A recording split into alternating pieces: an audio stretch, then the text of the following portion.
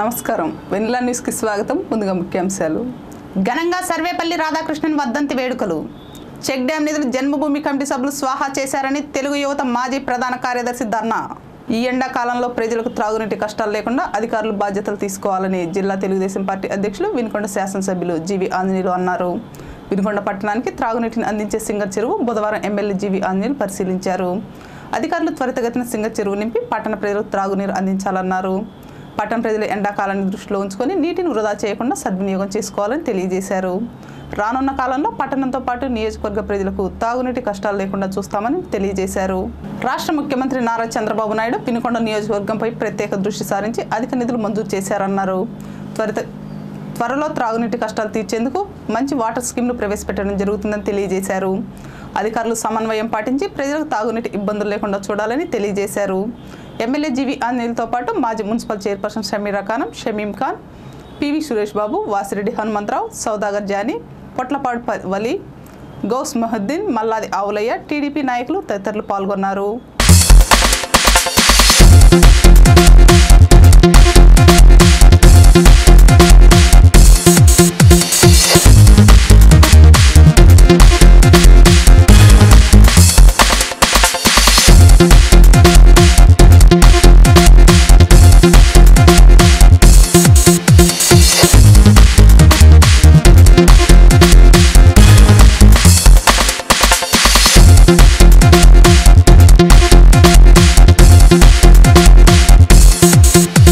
ఉపాధ్యాయ వృత్తికే వన్నె తెచ్చిన మహోన్నత వ్యక్తి సర్వేపల్లి రాధాకృష్ణన్ అన్నారు. సర్వేపల్లి రాధాకృష్ణన్ వర్ధంతిని పురస్కరించుకుని పట్టణంలోని పర్నాడు రోడ్లో గల పాంచజన్య పాఠశాలలో సర్వేపల్లి రాధాకృష్ణన్ వర్ధంతి వేడుకలు చైతన్య స్రవంతి స్వచ్ఛంద సేవా సంస్థ ఆధ్వర్యంలో నిర్వహించారు.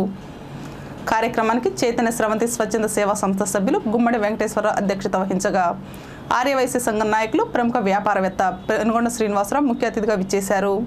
ఈ సందర్భంగా పెనుగొండ శ్రీనివాసరావు మాట్లాడుతూ విద్యార్థులు చిన్నతనం నుండే కష్టపడి చదివి ఉన్నత శిఖరాలు అధిరోహించాలన్నారు.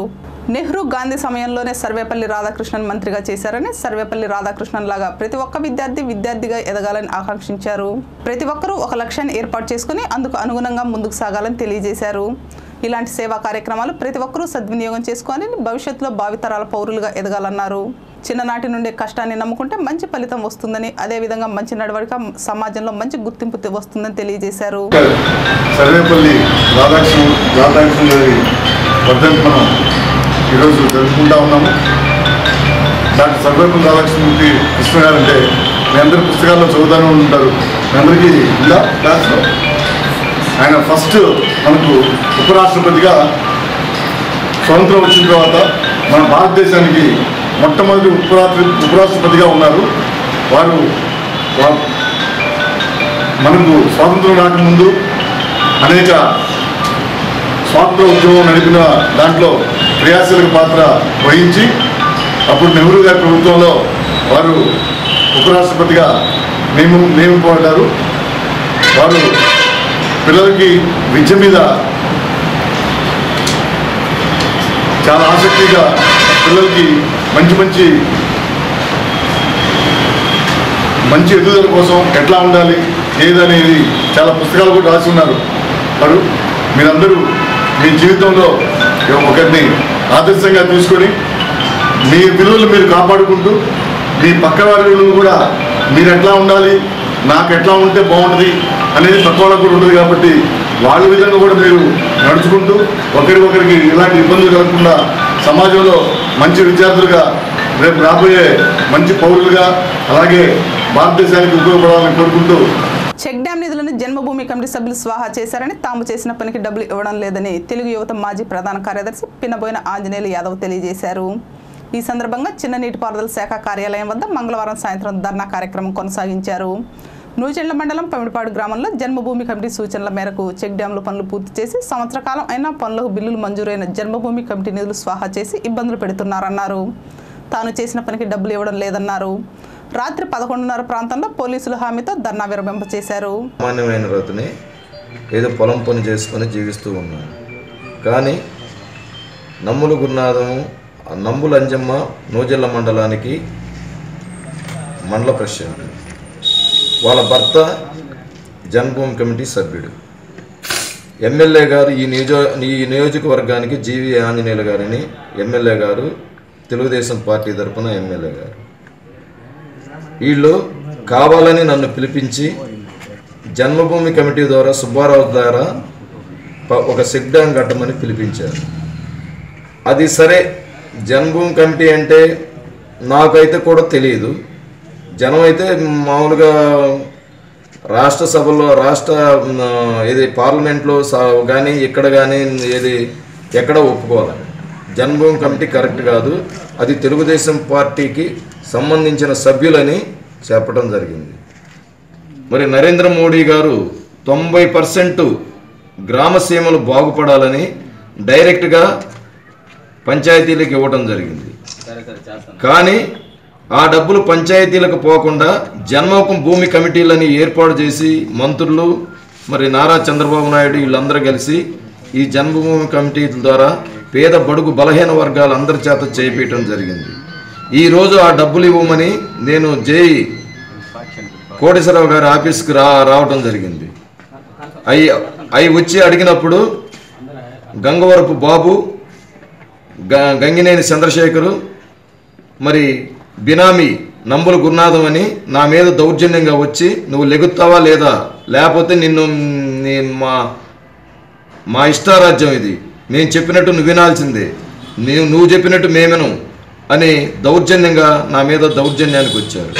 ఇప్పుడు సాక్షి మీడియా లోపలికి రావడంతో కోటేశ్వరరావు గారు వీళ్ళు అతనికి వచ్చిన సపోర్టుదారులు అందరూ కూడా బయటికి వెళ్ళిపోవడం జరిగింది.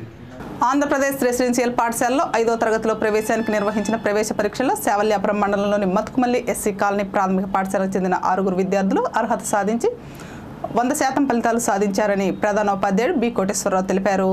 పాఠశాలకు చెందిన మందా తెరిసా, వంగల కీర్తనలు కావూరు పాఠశాల, కాలువ బద్రి తాడికొండ పాఠశాల, గద్దల జీవన్ కుమార్, మందా సాగర్ బాబు, మందా రమేష్లు చిలకలూరుపేట రెసిడెన్షియల్ పాఠశాలకు ఎంపికయ్యారని తెలియజేశారు. విద్యార్థులకు తర్ఫీదు ఇచ్చిన పాఠశాల ఉపాధ్యాయుడు జి వెంకటరమణారావును, విద్యార్థులను మండల విద్యాశాఖాధికారి ఎం సాంబశివరావు, సిఆర్పి ఎలిక శ్రీనివాసరావు, విద్యా కమిటీ చైర్పర్సన్ మందా రాహేలమ్మ, కాలనీ పెద్దలు అభినందించారు. జిల్లా పరిషత్ ఉన్నత పాఠశాల మతుకుమల్లి 2018-19 సంవత్సరానికి చెందిన 10వ తరగతి చెందిన విద్యార్థులు కాహేటి జీవన జ్యోతి మరియు కట్టా ప్రసన్నలు 2000 రూపాయలు విలువ చేసే ప్రయోగశాలకు అవసరమైన 10 స్టూల్స్ను వితరణగా ఇచ్చారు.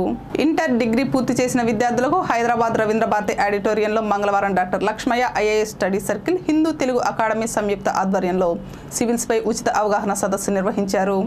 సదస్సుకు ముఖ్య అతిథులుగా ఉమ్మడి AP retired CS doctor Mohan కందా, తెలుగు అకాడమీ డైరెక్టర్ డాక్టర్ ఏ సత్యనారాయణ రెడ్డి, సంస్థ గౌరవాధ్యక్షులు సివిల్స్ శిక్షణ నిపుణులు డాక్టర్ పివి లక్ష్మయ్యలు పాల్గొని సివిల్స్కు శిక్షణ, తదుపరి ఉన్నత చదువులు అనే అంశాలపై విద్యార్థులకు తగు సూచనలు ఇచ్చారు.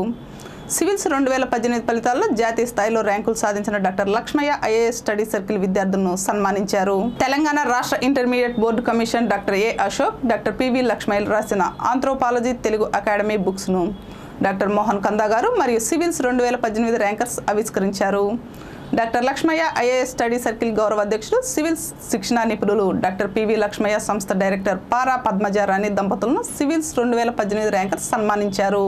Doctor Lakshmaiah IAS study circle director Para Padmajarani మాట్లాడుతూ ఈ నెల 20న సాయంత్రం 4 గంటలకు విజయవాడ తుమ్మల కళాక్షేత్రంలో doctor Lakshmaiah IAS study circle, the Hindu media మరియు తెలుగు అకాడమీ వారి సంయుక్త ఆధ్వర్యంలో ఉచిత అవగాహన సదస్సు జరుగును అనే వివరాలకు 8502218036 79958872031 నెంబర్లలో విద్యార్థులు సంప్రదించాలని తెలియజేశారు.